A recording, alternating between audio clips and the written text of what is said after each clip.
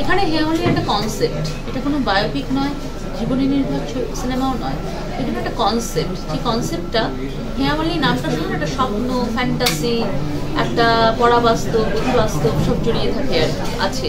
তো এই ফ্যান্টাসি, এই ম্যাজিক রিয়ালিটি যাকে আমরা বলি, যে রিয়ালিটিটা ইমাজিনেটিভ রিয়ালিটি, তাতেই তো আমরা বেঁচে থাকি। আমরা কি হচ্ছে সেটাকে ভুলে থাকতে চাই, কি হবে, হতে পারে, সেটার মধ্যেই আমরা বেশি বেঁচে থাকতে চাই। সেখানে হেমামালিনিস নামটা একটা স্বপ্নের কথা বলে, স্বপ্ন দেখার কথা বলে, স্বপ্নটাকে স্পর্শ যোগায়।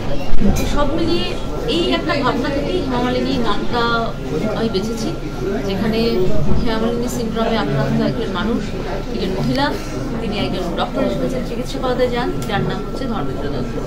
এখান থেকে গল্পের শুরু এবং তার পরতে পরতে তার নানা রকম মোচড় রয়েছে।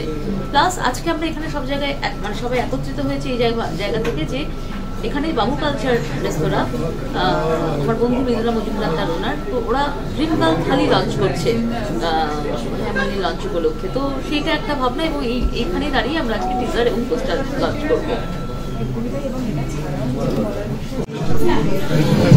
লঞ্চ করে নি ইন্দ্রনীলা কোথায়, একটু ডাক্তার। আচ্ছা মাইক আছে কিন্তু না, কেন মাইক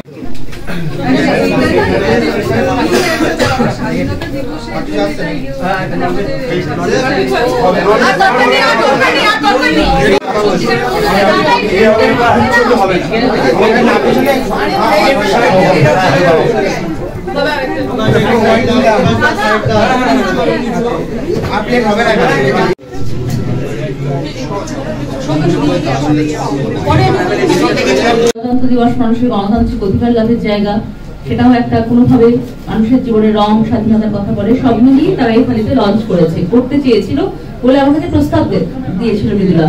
আমি সেটাকে মাথায় রেখে একই দিনে আমি টিজার এবং পোস্টার হেমামালিনীর লঞ্চ করছি।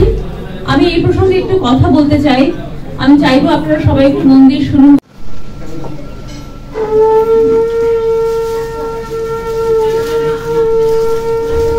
আমার তো লাগবে না, পেয়ে গেছি।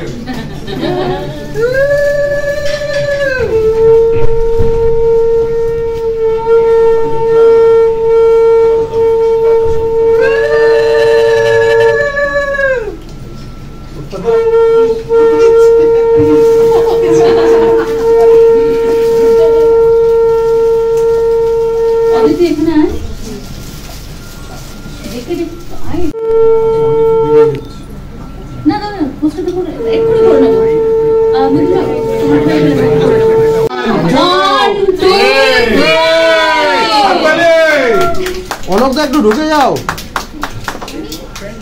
একটা দিয়ে ঢোকো না, একটা দিয়ে প্লিজ, একটা দিয়ে একটু ঢোকো।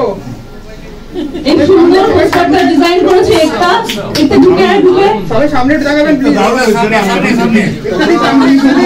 সামনে লাগাবেন, এবার একটু ইনস্ট্যান্টে নামিয়ে দিলে সবাই একটা গান লিখে মাদিকে লুক দাও। আমরা একটু বাইরে করবো কি বাবু, বাইরে গিয়ে ছবিটা তুলবো। পারবে দিদি, গ্রুপ হচ্ছে না, আবার সবাইকে বলো প্লিজ পিছাতে, কেউ পিছিয়ে যাও, পিছিয়ে যাও, পিছিয়ে যাও, গাড়ি ফাড়ি বন্ধ করো, গাড়ি বন্ধ করে দাও, পিছিয়ে যাও, ছবি ভালো আছে। একটু পিছিয়ে যাও, ছবি দেখতে পারবে, পিছিয়ে যাও সবাই, অনেকটা আছে, অসুবিধা নেই।